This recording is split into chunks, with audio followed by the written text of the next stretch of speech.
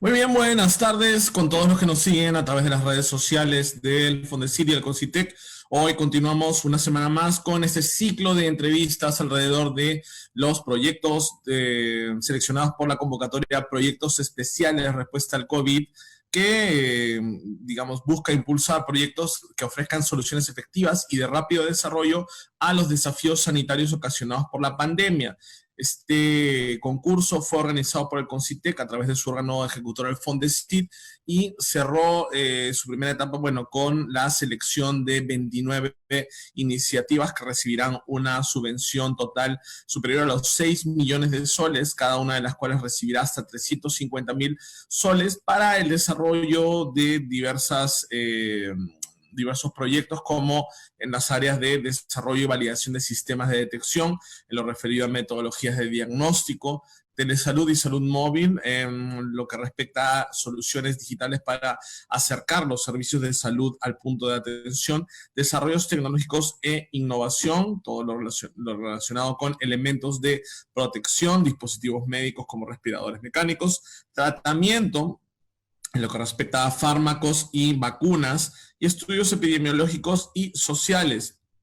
En tal sentido, hoy vamos a presentar un proyecto proveniente de la Pontificia Universidad Católica del Perú titulado Caracterizando el COVID-19, herramienta de análisis de datos de pacientes del COVID-19 del Perú, ¿no? Naturalmente. Para hablar de ello contamos con la participación de tres investigadores de este proyecto. Estamos con Alberto Gago Medina, él es doctor en Ciencias por la Universidad de Sao Paulo, con postdoctorado en esta universidad y en California State University, especialista en física de partículas elementales y líder del grupo de altas energías de la PUC. También contamos con la presencia de Gabriela Salmón, investigadora, especialista en salud pública y epidemiología de enfermedades infecciosas, que cuenta con un doctorado en salud internacional y extensa experiencia en proyectos complejos con grupos de investigación interdisciplinarios, investigadora de Ingeniería Informática por la Pontificia Universidad Católica del Perú, doctora en Ciencias de la Computación por la Universidad de Chile y estancia postdoctoral en la Universidad de Constance en Alemania. Finalmente también estamos con, bueno, todavía no se integra, pero se integrará más adelante a la transmisión Iván Cipirán, quien digamos, se dedica al análisis del estado del arte de la construcción de videolaringoscopio. Bien, doctor Salmón, doctor Gao, buenas tardes. Gracias por su participación con este proyecto y en esta entrevista. Un poco para arrancar, ¿no? Quisiera que ustedes nos cuenten un poco más sobre la esencia de este proyecto. Entiendo que la idea o el objetivo principal es la construcción de una base de datos que abarque diversas dimensiones de los pacientes en el Perú hospitalizados por COVID-19, como en caso de enfermedades preexistentes, la sintomatología con la que han llegado a los centros de salud. Cuéntenos un poco más sobre esta iniciativa. Gabriela, ¿te parece si comienzo? Sí, dale, Álvaro. Y entonces yo voy a dar una visión así general y ya Gabriela va a abundar seguro en los detalles, ¿no? Entonces, comentando un poco, estructurando un poco en compacto la idea del proyecto, tenemos tres fases de estudio de los pacientes. Una es la fase de seguimiento a pacientes COVID positivo, pero seguimiento que están en domicilio. Las tres fases van a ser a través de una aplicación móvil, donde el paciente va a llenar, obviamente, sus datos, su sintomatología, pero también va a llenar, por ejemplo, si toma algunas medicinas y si tiene preexistencias. Estoy hablando de la primera fase, que sería el paciente COVID positivo. En domicilio. Después, hay una fase que un paciente eventualmente podría llegar al hospital, o sea, podría ser hospitalizado. La aplicación sigue sirviendo ya, pero uno entra con otro perfil, ya no la llena el paciente, sino la llena el personal de salud. Y ya ahí ya sería el seguimiento del paciente hospitalizado, ¿no? Entonces, obviamente asumiendo de que ya la otra información ya se guardó, ¿no? O sea, ya está como un recorrido del paciente desde que fue declarado positivo y uno ya está guardando esa información, ya la tiene el personal de salud además.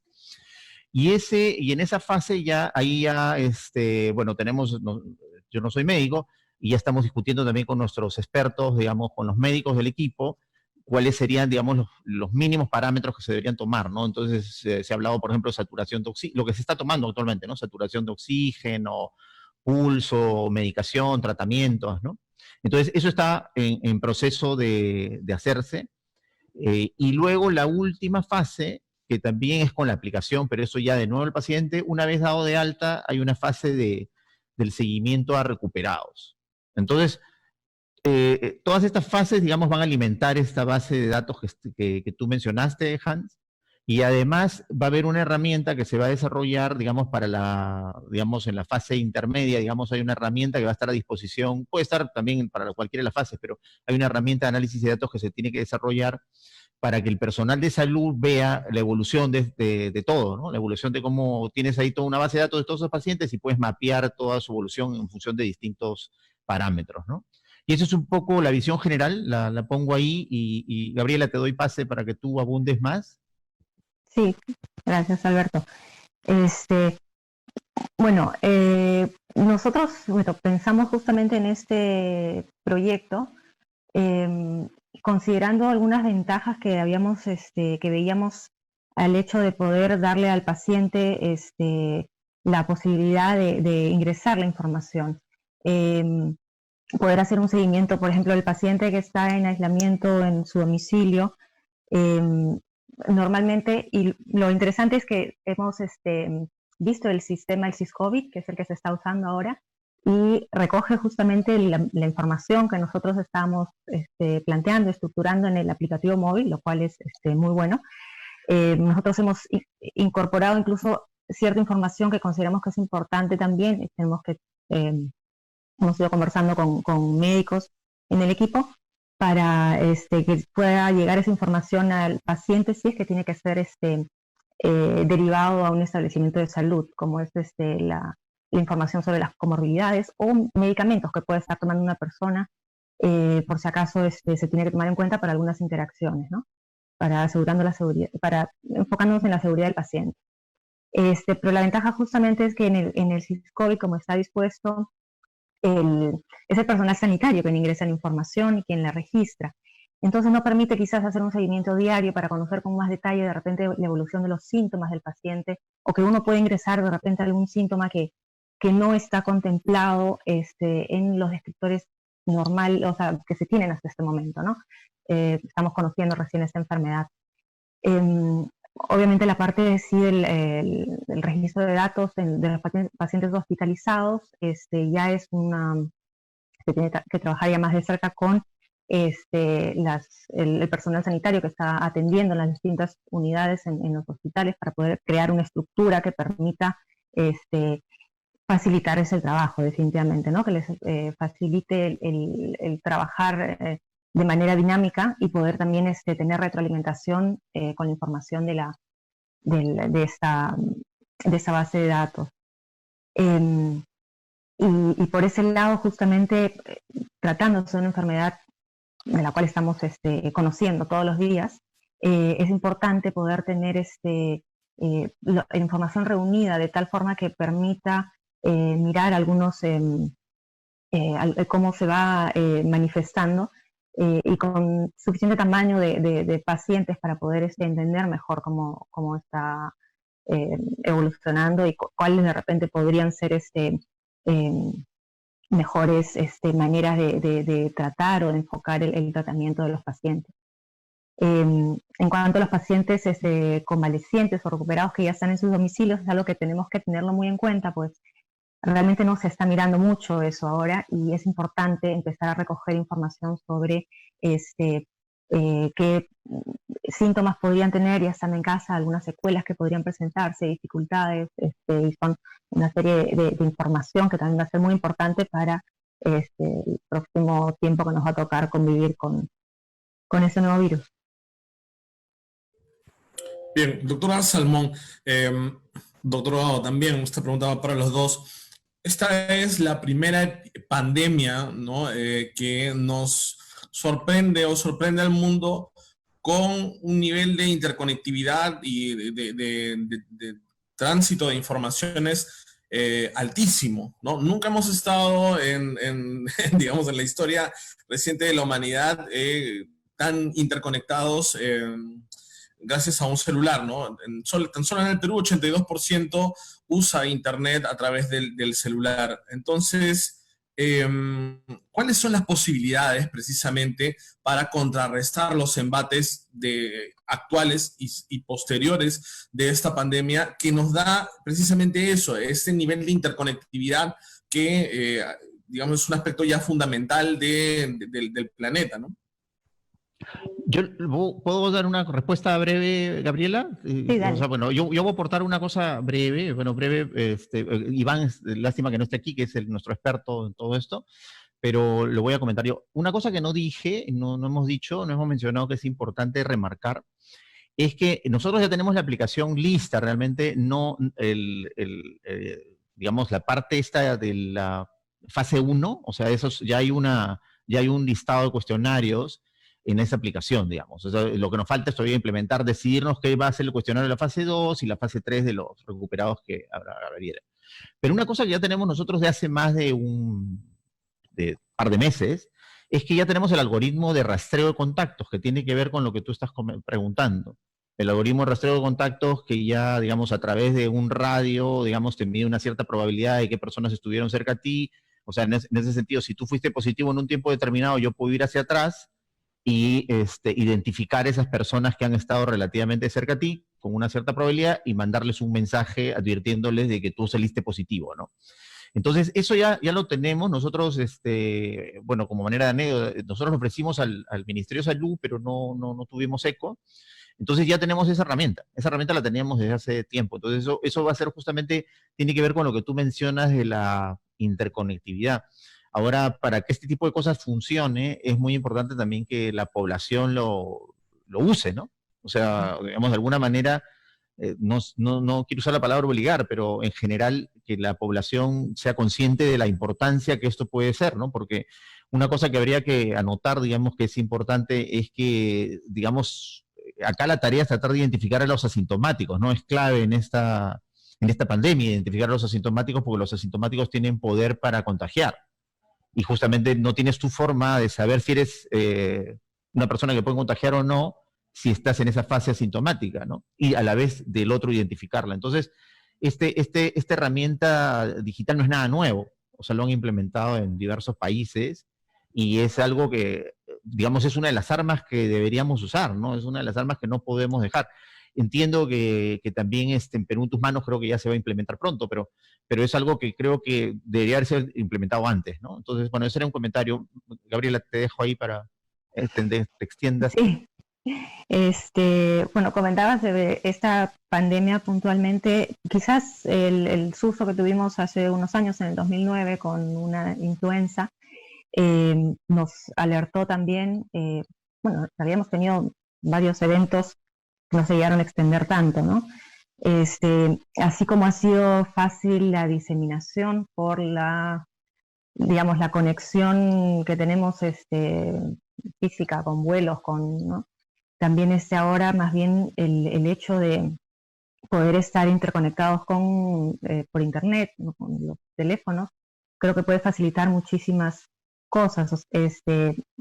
Bueno, con lo que comentó Alberto, pero también cuando hemos pensado además en este tipo de aplicativo que puede ayudar a que el paciente pueda ingresar su información, además es pensando justamente en descargar un poco al personal sanitario, que obviamente tiene que estar monitoreando la información que llega y poder tener alarmas y avisos para algún síntoma grave y poder hacer las coordinaciones necesarias. Pero la idea justamente es que podamos compartir o sea, usando las herramientas que tenemos a la mano, ¿no? Justamente de nuestros pacientes que estamos siguiendo, poder usar eso para de manera más eficiente aprovechar el tiempo del personal sanitario que necesita quizás enfocarse en de repente esos pacientes que no tienen tanta facilidad para ingresar los datos o que han identificado que tiene con algunos avisos, colocan de repente en prioridad porque tiene algunas comorbilidades importantes, o aquel que ha indicado que tiene un síntoma de alerta y con quien se tiene que comunicar inmediatamente. Entonces, tenemos estas herramientas y realmente tenemos que poder aprovecharlas para seguir trabajando y poder más adelante salvar la mayor cantidad de digamos, poder tratar adecuadamente a las personas. Bien, entiendo que, por ejemplo, las dimensiones que abarca este proyecto en términos de la información que va a recabar, digamos, tiene que ver con, por ejemplo, enfermedades preexistentes, sintomatología, tratamiento recibido, la evolución del paciente, que es en esa tercera etapa que mencionaba, ¿no? De los pacientes recuperados, pero además se va a recoger data sobre sexo, edad, lugar de residencia, ocupación, condición social, económica y etnicidad. Quiero plantear en ese aspecto dos preguntas. La primera es, ¿cuál es el número estimado que ustedes proyectan, ¿no?, de usuarios que hayan ingresado su información, al cual se debería llegar para que este aplicativo empiece a arrojar información o estadística que sea relevante para la lucha o el tratamiento de esta enfermedad aquí? Y lo segundo, un poco pensando en que el internauta peruano es un tanto desconfiado, ¿qué medidas de seguridad están planteando o implementando para proteger la privacidad de la data personal de quienes usen este aplicativo? Yo comento solo sobre la privacidad, pero el detalle, como digo, lo va a tener Iván, pero digamos, hasta donde entiendo, nosotros, o sea, la forma de los algoritmos, como los estamos desarrollando, van a estar de alguna manera protegidos, o sea, va a estar como encriptado. Nosotros no vamos a ver nombres de personas, sino va a haber números. Entonces, eso no va a ser visible de ninguna manera, ¿no? Entonces, eso sí está de todas maneras contemplado. Ahora, sobre el resto, creo que, digamos, Gabriela, me imagino que va a querer comentar algo más.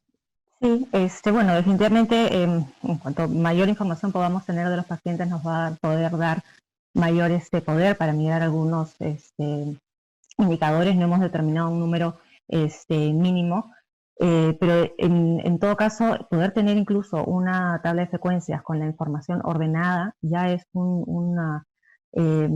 digamos, un ahorro de tiempo incluso para el personal que está haciendo seguimiento en el establecimiento de salud, el que está haciendo seguimiento de manera remota, y por supuesto quien puede mirar ya la base de datos completa para poder ir mirando algunos de las características que nos van a ir ayudando a ver el mejor el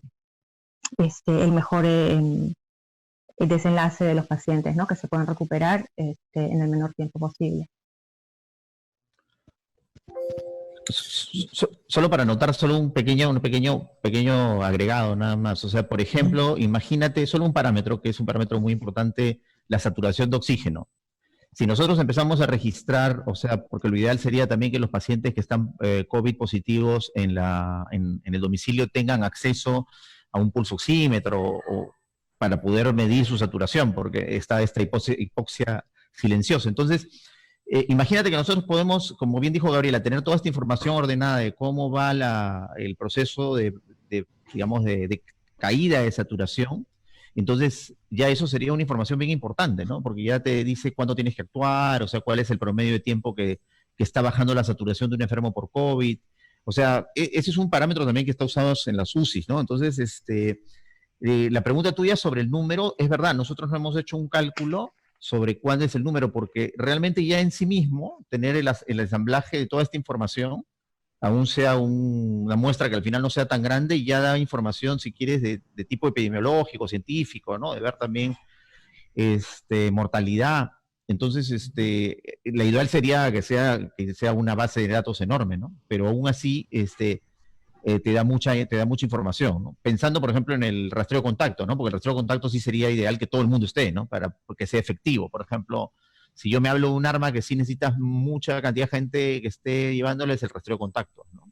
Bueno, solo, era eso. Tú creo que ibas a continuar. No, bueno, solamente quería comentar, la idea justamente es poder trabajar una arquitectura, una interfase que justamente facilite además acceder a ese tipo de información de manera dinámica, ¿no? Bien, digo, a mi entender, ¿no? Una de las grandes ventajas o uno de los diferenciales que caracteriza a este proyecto es que podría registrarse información sobre las terapias recibidas, ¿no? Las terapias aplicadas. Y precisamente eso en la actualidad, pues, es algo que viene concitando bastante atención mediática, ¿no? Se ha leído diversos estudios a nivel internacional que aún no son concluyentes, pero que dan pistas sobre la efectividad, algunos de la cloroquina, otros de la hidroxicloroquina, la ivermectina, la citromicina, y finalmente no hay data concluyente, o digamos, no hay una data que podamos decir que respalda alguna de estas terapias, al menos para las circunstancias o la coyuntura peruana.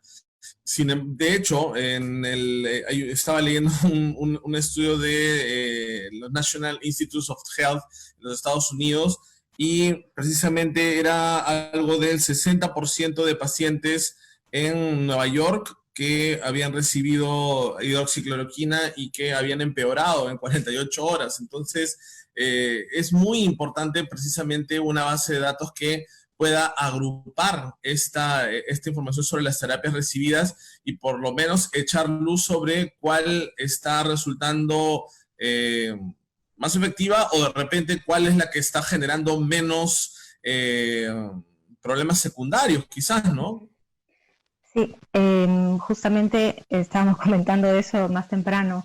Por ejemplo, el uso de la hidroxicloroquina se inició en Francia se reportó una serie de casos que aparentemente mejoraban, pero claro, ahí no tienes cómo lo estás comparando, cómo lo estás contrastando, y recientemente hemos tenido esta información que efectivamente ya con un estudio más, poder tener una comparación, ¿no? ¿Quiénes se le trató con esto, a quiénes con esto otro? Y poder indicar que justamente no se veía una mejora y más bien hubo algunos eventos adversos. Eventos adversos es algo importante que también queremos recoger en con esta aplicación, para poder justamente informar mejor sobre las terapias que pueden ser más adecuadas. Incluso con suficiente tamaño digamos, de información podríamos identificar terapias ya para, de repente, grupos puntuales, ¿no? Si es que pudiéramos llegar a ese nivel de detalle, ¿no? Digamos, con información robusta. No sé si quieres agregar algo más, Alberto. No, nada, que más bien, Hans, no solo ratificar lo que dijo Gabriela, y evidentemente, como tú bien has dicho, un diferencial o un detalle que nosotros nos parecía muy importante era poder hacer el seguimiento de los tratamientos que pueden estarse dando, ¿no? O sea, porque puede ser que haya rutas distintas que se estén dando en varios nosocomios, digamos, locales, ¿no? O sea, locales me refiero en varios locales del Perú. Entonces, que el personal médico pueda tener una evolución en línea de eso, o sea, es bueno tener esa información, ¿no? Es una información muy, muy relevante, ¿no? Entonces, no, era ratificar lo dicho y agradecerte por notar ese diferencial, ¿no? Que es tal cual. De hecho, precisamente la conclusión a la que podemos llegar después de esta primera etapa de la pandemia es que una de las principales armas para actuar contra ella es la información, y lamentablemente se han visto casos en cobertura periodística que se presentan algunas medicinas como, pues, curas efectivas o tratamientos preventivos digamos, funcionan, y precisamente al desamparo de la ciencia, ¿no? La ciencia no está amparando esto, entonces creo que uno de los resultados de este aplicativo, pues precisamente la información es una de estas, de los beneficios más grandes que nos puede dar, ¿no? Ahora bien, ¿qué otras experiencias? Hablaron ustedes de que había experiencias similares en el extranjero. ¿Nos pueden contar un poco acerca de ello? ¿Qué otras experiencias ustedes han observado? ¿En qué países, en qué coyunturas? ¿Qué ha permitido otros aplicativos similares hacer en esta emergencia? Bueno, puntualmente estaba pensando, por ejemplo, en aplicativos que hay que ya son conocidos, ¿no? En Corea del Sur, en Singapur, en el mismo Israel, ¿no? En general estaba pensando concretamente respondiendo a tu pregunta sobre digamos, el rastreo de contactos. O sea, a eso me estaba refiriendo. No sé, o sea, lo que no sé si es que ha habido, digamos, ideas similares en la estructura que nosotros hemos pensado del proyecto, ¿no? O sea, eso quiero hacer una diferenciación clara. Lo que sí está claro de que, por ejemplo, el rastreo de contactos contaba, eso es un arma sumamente utilizada, ¿no? Y en ese sentido era lo que quería comentar, ¿no? Gabriela, quizás quieras agregar algo. Sí, en cuanto al uso de aplicativos para, digamos, hacer el seguimiento de los pacientes en sus domicilios, no, o sea, tampoco tengo digamos, un antecedente así en el cual se haya aplicado masivamente.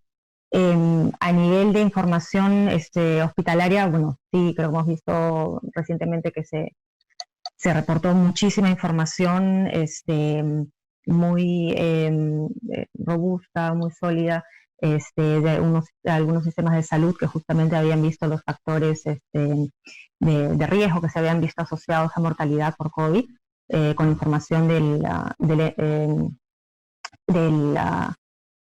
el Servicio de Salud Nacional del Reino Unido, que ha sido sumamente valioso también para poder mirar algunos, de hecho, aspectos como etnicidad que no se había considerado, empiezan a mostrarse quizás como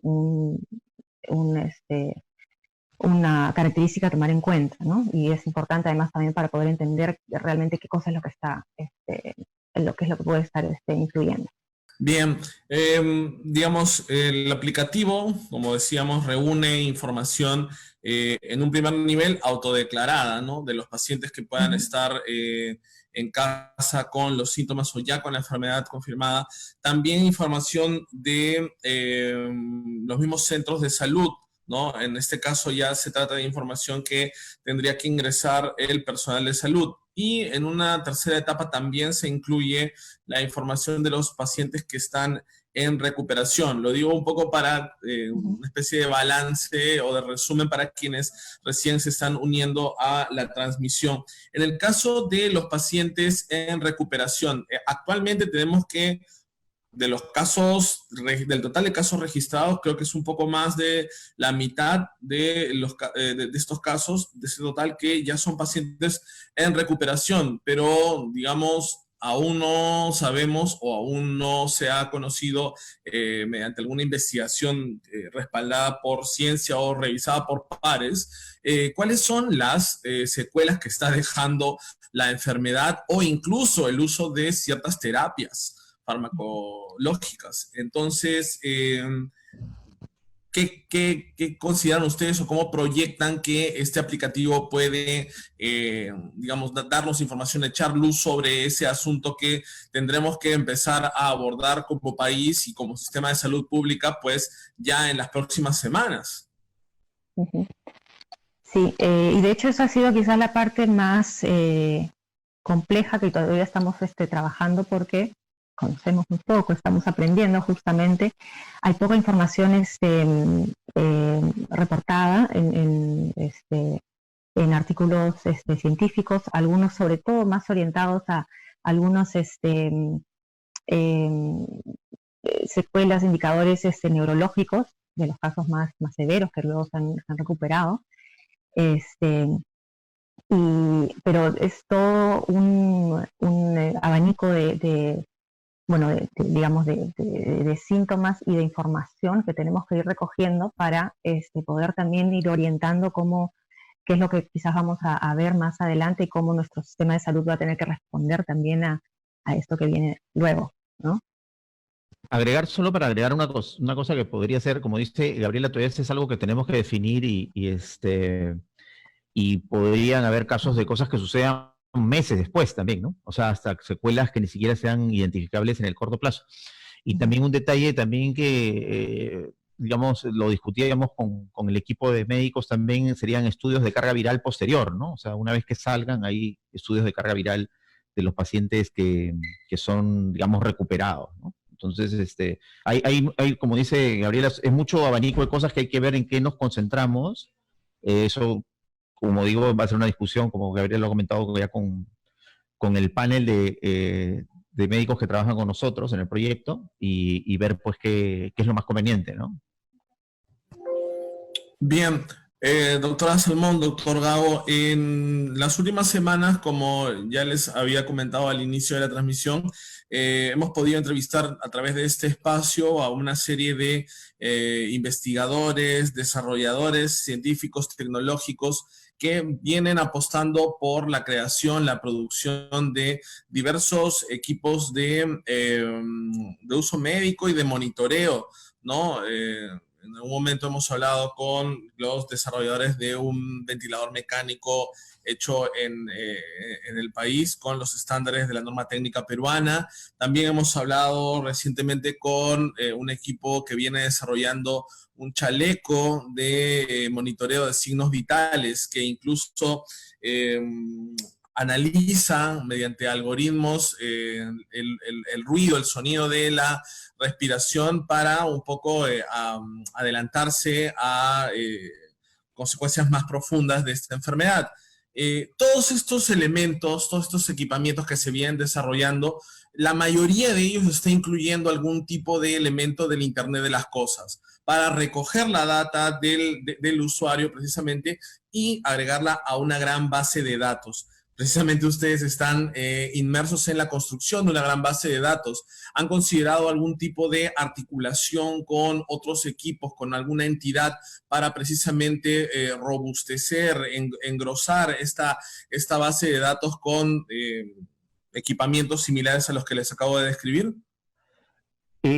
A ver, yo hago un breve comentario ahí también. Hemos tratado de tomar contacto con otros equipos que están haciendo cosas similares a nosotros. No estoy hablando precisamente de equipamiento, sino de aplicaciones y tratar de, por ejemplo, o sea, sería ideal, por ejemplo, que nosotros poder engancharnos con la aplicación Perú en tus manos, ¿no? O sea, tratar de no multiplicar esfuerzos, ¿no? Eso sería en verdad lo óptimo, ¿no? Entonces, estoy haciendo un comentario no precisamente sobre los equipos, ¿no? Pero sí sobre el hecho de que creo que el fondo de lo que tú estás diciendo es también el sumar, ¿no? O sea, como dice el presidente, ¿no? Tenemos que sumar, todos hay que sumar. Y yo creo que en ese sentido sería ideal que haya sinergias entre equipos. Por ejemplo, hay equipos que están haciendo desarrollos en Innovate Perú para hacer telemedicina. Entonces, que tú pudieras tener una ventana dentro de una misma aplicación para que puedas tener sesiones de telemedicina, porque nosotros no tenemos eso no está incorporado en nuestro caso, pero sería estupendo, ¿no? O sea, no te estoy hablando precisamente de un equipo, ¿no? Ahora, si yo retomaría la idea del equipo, si tú me dijeras un equipo, sería interesante poder hacer eso, digamos, coordinar, que hubiera coordinaciones para que haya, lo que te estaba comentando, entregas de pulsoxímetros para que ya sea un monitoreo no subjetivo de las personas que dicen, me toso, estoy con fiebre, sino ya más objetivo, ¿no? Estoy perdiendo capacidad respiratoria o no. Entonces, digamos, si es que hubieran, yo estoy seguro que seguro van a haber aplicaciones, las hay, pero, o digamos algún tipo de instrumentos ya más baratos que puedan permitir que esto tenga acceso a la población, sería estupendo, ¿no? Eso es lo que iba a comentar. No sé, Gabriela. No, bueno, sin duda, es algo que habíamos comentado desde el comienzo, el poder conversar con otros grupos.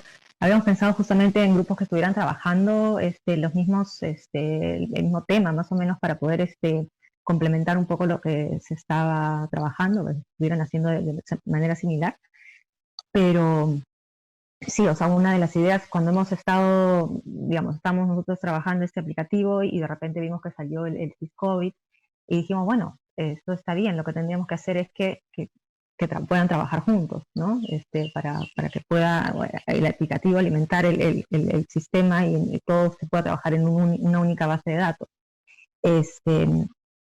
Y, o sea, de la misma manera, si se tiene información de otro tipo de dispositivos que pueden ayudar a monitorear mejor a los pacientes, poder recoger otro tipo de data, es un camino realmente muy interesante, poder articular las experiencias. Solo para agregar una cosa pequeña, por ejemplo, imagínate que tuvieras un pulso oxímetro, que tuviera Bluetooth y que pudieras, de la noche me lo pongo en el dedo y eso automáticamente se está conectando con mi aplicación, mi teléfono que está prendido y la aplicación ya se está conectando y le estoy alimentando a la aplicación, digamos, hasta puede ser por horas, ¿no? O sea, cada 2, 3 horas, o sea, estoy dando un ejemplo, no te digo que no lo he visto en acción, pero digo, creo que se pueden hacer muchas cosas de ese estilo de un poco en la línea de lo que tú comentaste al inicio, ¿no? Claro, precisamente a raíz de que la información es la principal arma en la actualidad contra esta pandemia, pues muchos de los desarrollos tecnológicos en esa línea están apostando por integrar estas informaciones.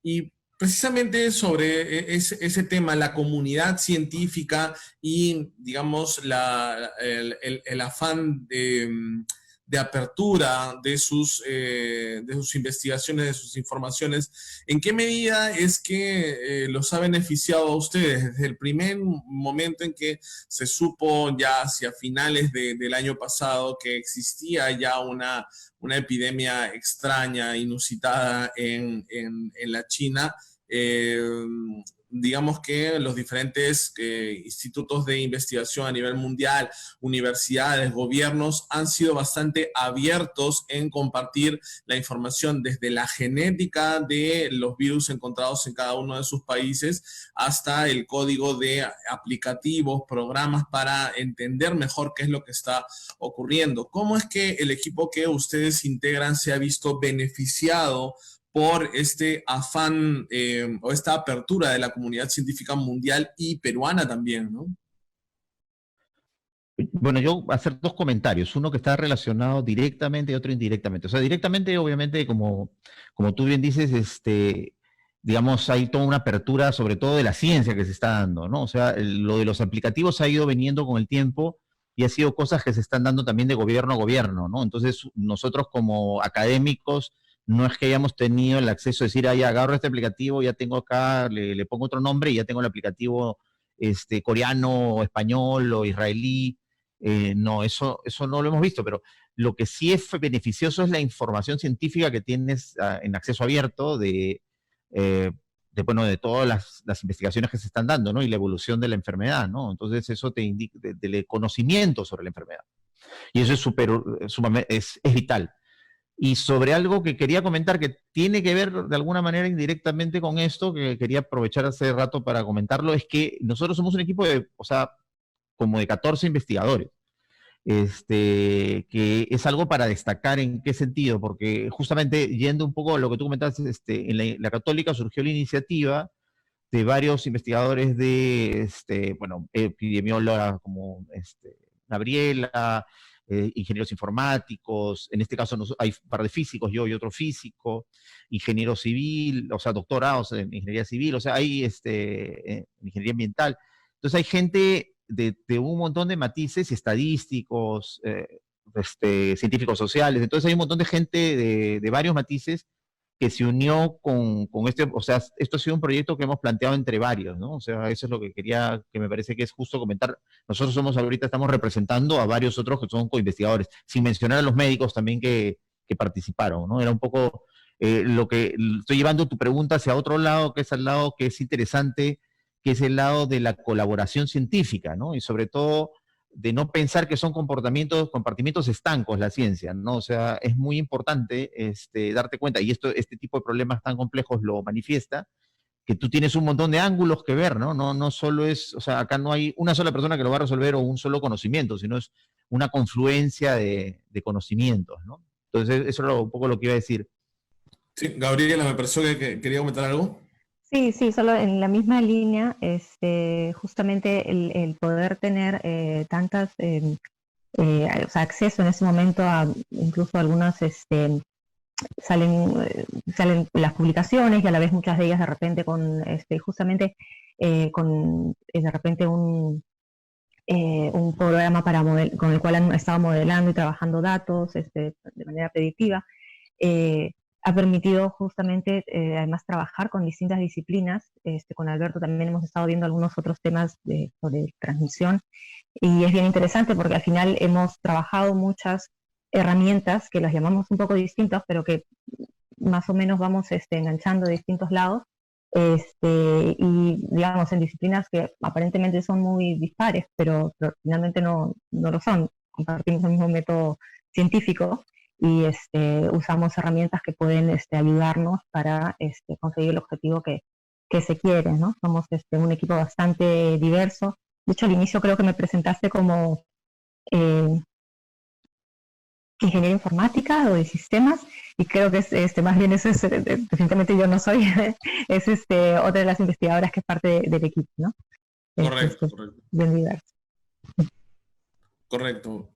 Bien, hablemos un poco sobre los próximos pasos para este aplicativo. ¿Cuándo creen ustedes que este aplicativo ya podría estar para descarga en diferentes plataformas? ¿Qué es lo que necesitan todavía avanzar o desarrollar para que precisamente el aplicativo esté al aire?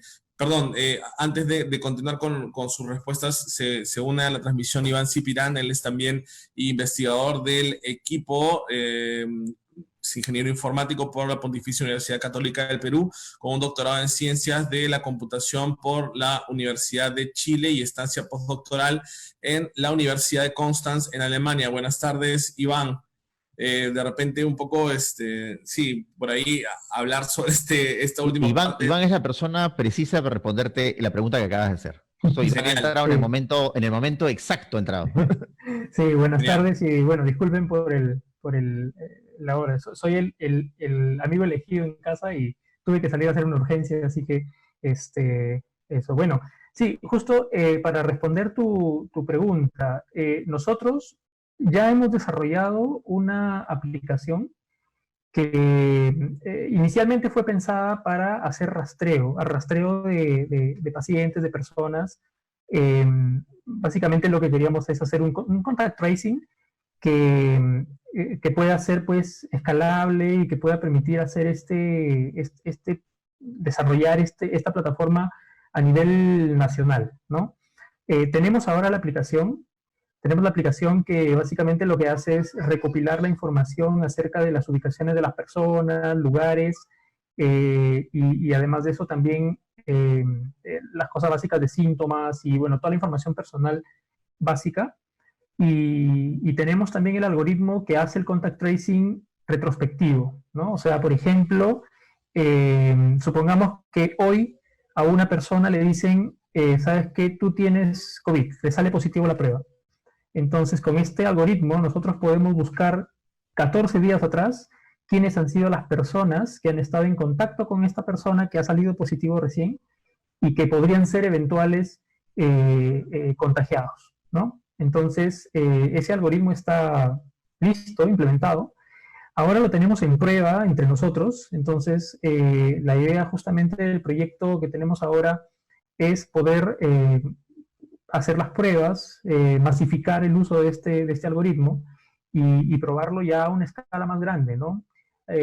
Claro que el proyecto tiene como idea vamos a empezar de a pocos, ¿no? O sea, vamos a ir poniendo como ciertas restricciones al uso, pero no restricciones, sino vamos a empezar de a pocos, ¿no? O sea, vamos a empezar con una población pequeña primero, ¿no? Y luego ver cómo vamos extendiéndolo, pero el algoritmo está, ¿no?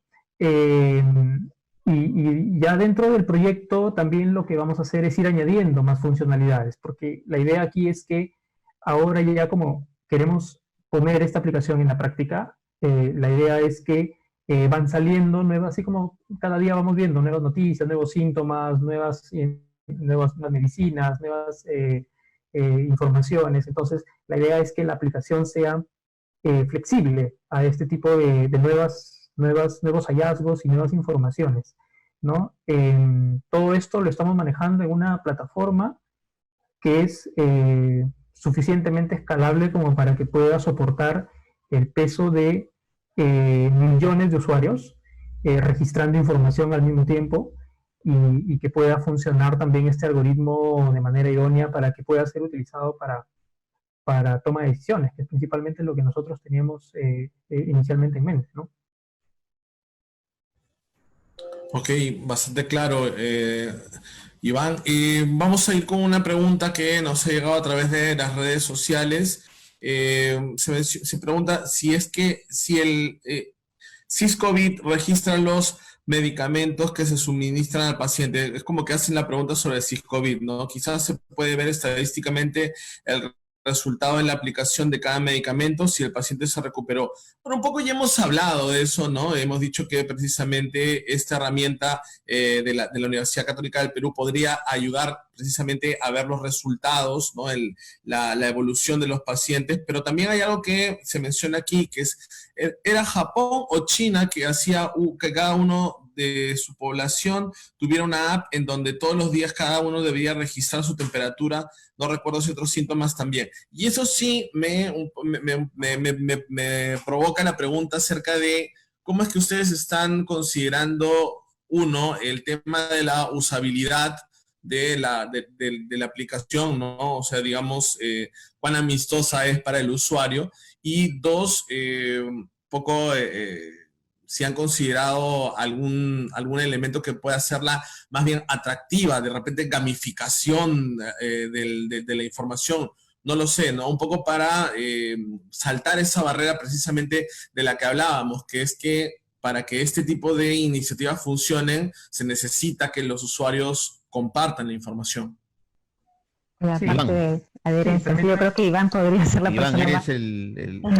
eres el hombre ahí. Bueno, una de las primeras características de esta aplicación es que es proactiva en el sentido de que está implementado un algoritmo en el que todos los días a las personas que les estamos haciendo o que se les va a hacer el seguimiento, todos los días se les motiva a dejar sus datos, ¿no? Nosotros sabemos que esto va a funcionar solamente si las personas a las que estamos haciendo el rastreo nos dicen todos los días, oye, estos nuevos síntomas tengo, estos síntomas cambiaron, esta medicina estoy tomando o X motivo. Entonces, la idea es darles la facilidad a ellos para que ellos ingresen la información. Entonces, por ejemplo, una primera cosa simple que hemos hecho es recordatorios, ¿no? A una determinada hora, a las personas se le dice, por ejemplo, no sé, 9 de la mañana, que generalmente ya las personas están despiertas, ya tomaron desayuno, se les envía un recordatorio, ¿no? Una notificación, un pop-up, ¿no? Que le indica, buenos días, tal persona, por favor, no te olvides de decirnos cómo te sientes hoy, ¿no? Entonces, cosas por el estilo que, ahora, ahí la idea es que las interfaces de usuario tienen que ser muy simples, muy fáciles, muy exactas, ¿no? Una de las alternativas que estamos barajando como nueva característica de la aplicación es el reconocimiento de voz, reconocimiento del habla, ¿no? Que pueda haber una forma de diálogo corto, ¿no? Que ya lo hemos estado trabajando con nuestros ingenieros, un diálogo corto en donde esa notificación despliegue una pregunta, ¿no? De una persona que te habla y te dice, ¿cómo estás hoy día? ¿No? Entonces la persona puede decir, me siento mejor, me siento bien. Ok, ¿cómo eso lo traducimos a un estado de algo que está presente en la aplicación? Eso porque mucha de la información que nosotros tenemos que recabar es información que algunas veces incluso es difícil de poder ser llenada incluso por una app, ¿no? La información, por ejemplo, acerca de calles, lugares, información acerca de textual, ¿no? Es complicada de ser llenada pues en el celular, ¿no? Imagínate que yo tengo que estar tipeando cada rato en el celular, eso es un poco tedioso. Entonces estamos barajando también en el equipo de desarrollo el tema del reconocimiento del habla como herramienta para facilitarnos la entrega de información, ¿no? Y sí, bueno, y estamos viendo, tenemos un desarrollador que es especialista en UI, UX, en experiencia de usuario e interfaz de usuario, y la idea es que hagamos un plus en ese sentido, ¿no? Un plus de ya no solamente una aplicación que nos sirva a nosotros como académicos e investigadores, sino que pueda ser además una aplicación que le permita a la gente poder incluso expresarse, ¿no? Eso es algo que tiene que ahora estar muy presente en estas tecnologías nuevas, ¿no? Sobre todo si queremos que la gente también colabore con ellas, ¿no? Creo que si me permites también, Hans, creo que va a ser fundamental también el hecho, bueno, obviamente la adherencia de los participantes, de las personas que están que están usando el aplicativo, pero a la vez también creo que es importante el vínculo y la respuesta del sistema sanitario también para, por ejemplo, la presencia de algún síntoma más grave o algo así, para poder asegurar también una respuesta que también asegura que uno esté más confiado que la información que está entregando o sea, se tiene una retroalimentación, una respuesta adecuada, ¿no?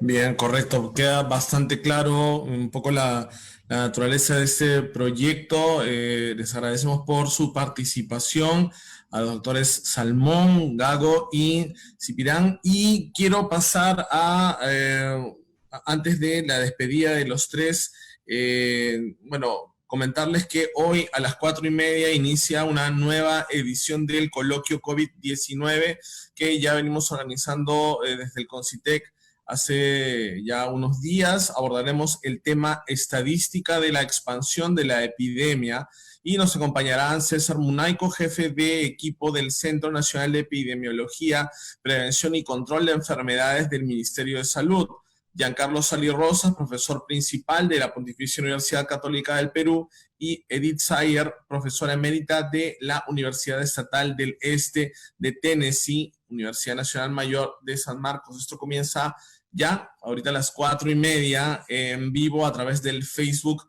del Concitec. Y en particular sobre este ciclo de entrevistas, pues anunciarles que mañana presentaremos la propuesta proveniente del Instituto Nacional de Salud, titulada Desarrollo y validación de una prueba molecular portátil y colorimétrica para el diagnóstico rápido de infecciones por el virus SARS-CoV-2, que es el responsable, como sabemos, de la enfermedad conocida como COVID-19. Estará con nosotros entonces el doctor Julio Juscamaita, el biólogo precisamente del INS que está liderando este equipo. Doctora Salmón, doctor Gao, doctor Cipirán, sus palabras finales, por favor, algún mensaje de cierre. Bueno, nada, más bien agradecerte a Concitec por la difusión del proyecto y que esperemos, digamos, que esto sea también una apertura mayor a lo que comentaba, ¿no? A esos trabajos interdisciplinarios de ciencia, ¿no?